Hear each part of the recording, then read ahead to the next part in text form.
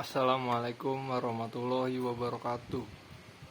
Kami dari kelompok 14 yang beranggotakan 1. Muhammad Adit Praditya, 2. Ahmad Koirudin, 3. Sandy Putra Andika ingin membahas pertemuan 14 tentang tanggung jawab sosial suatu bisnis. Benturan dengan kepentingan masyarakat. Klasifikasi aspek pendorong tanggung jawab sosial. Dalam menunaikan tanggung jawab sosial, perusahaan dituntut untuk mengindahkan etika bisnis. Hal-hal pendorong dilaksanakannya etika bisnis. Yang pertama, dorongan dari pihak luar dari lingkungan masyarakat. 2. Dorongan dari dalam bisnis itu sendiri. Sisi humanisme pembisnis yang melibatkan rasa, karsa, dan karya. Dorongan tanggung jawab sosial, manfaat penerapan manajemen orientasi kemanusiaan. 1. Peningkatan moral kerja karyawan yang berakibat membaiknya semangat dan produktivitas kerja. 2. Adanya partisipasi bawahan dan timbulnya rasa ikut memiliki sehingga tercipta kondisi manajemen partisipat pasif. 3. Penurunan absen karyawan yang disebabkan kenyamanan kerja sebagai hasil hubungan kerja yang menyenangkan dan baik. 4. Peningkatan mutu produksi yang diadakan oleh terbentuknya rasa percaya diri karyawan. 5. Kepercayaan konsumen yang meningkatkan dan merupakan dasar bagi perkembangan selanjutnya dari perusahaan.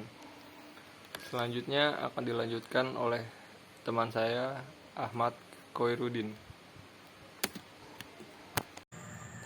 Etika bisnis. Etika bisnis adalah penerapan secara langsung tanggung jawab sosial suatu bisnis yang timbul dari pihak internal. Dalam hal ini biasanya dari kebijakan-kebijakan yang diterapkan oleh pimpinan perusahaan. Hubungan antara bisnis dengan konsumen. Hubungan antara bisnis dengan pelanggan atau konsumen merupakan hubungan paling dasar dalam suatu bisnis. Biasanya mengenai kualitas produk, kemasan, cara berpromosi, dan layanan purna jual. Hubungan dengan karyawan. Biasanya juga disebut hubungan antara employer dengan employee. Di dalamnya termasuk penerimaan, latihan, promosi, transfer, demosi, dan PHK. Hubungan antara bisnis. Pemberian informasi hubungan yang terjadi di antara perusahaan, baik perusahaan kolega, pesaing, penyalur, grosir, maupun distributornya. Hubungan dengan investor. Pemberian informasi yang benar terhadap investor maupun calon investor merupakan bentuk hubungan ini, sehingga dapat menghindari pengambilan keputusan yang keliru. Hubungan dengan lembaga-lembaga keuangan. Hubungan dengan lembaga-lembaga keuangan dalam hal ini yang paling sering berhubungan dengan perusahaan adalah lembaga perpajakan yang berkaitan dengan jumlah pajak yang harus dibayar melalui hasil analisa laporan keuangan perusahaan. Baik, saya akan melanjutkan presentasi dari teman saya. Setelah itu ada bentuk-bentuk tanggung jawab sosial suatu bisnis. Pelaksanaan hubungan industrial Pancasila atau HIP.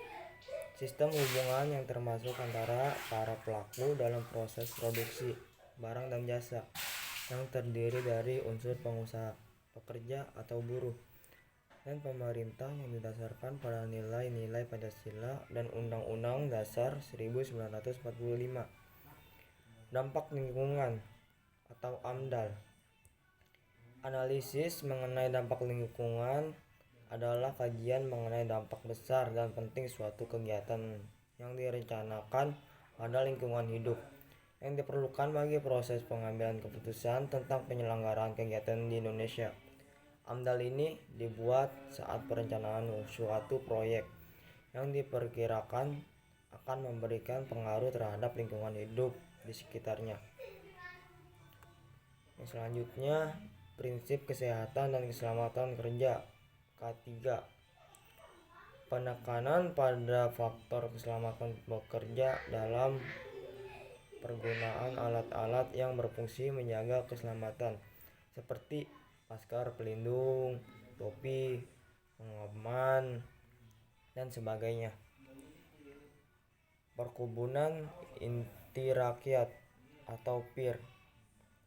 Perkebunan inti rakyat adalah sistem perkebunan yang melibatkan perkebunan besar milik negara dan kecil milik masyarakat. Perkebunan besar berfungsi sebagai inti penggerak perkebunan di mana semua bahan bakunya diambil dan perkebunan kecil di sekitarnya. Sistem bapak angkat dan anak angkat. Sistem ini melibatkan pengusaha besar yang mengangkat pengusaha kecil atau menengah, mitra kerja yang harus mereka bina. Sekian dari kelompok 14. Terima kasih.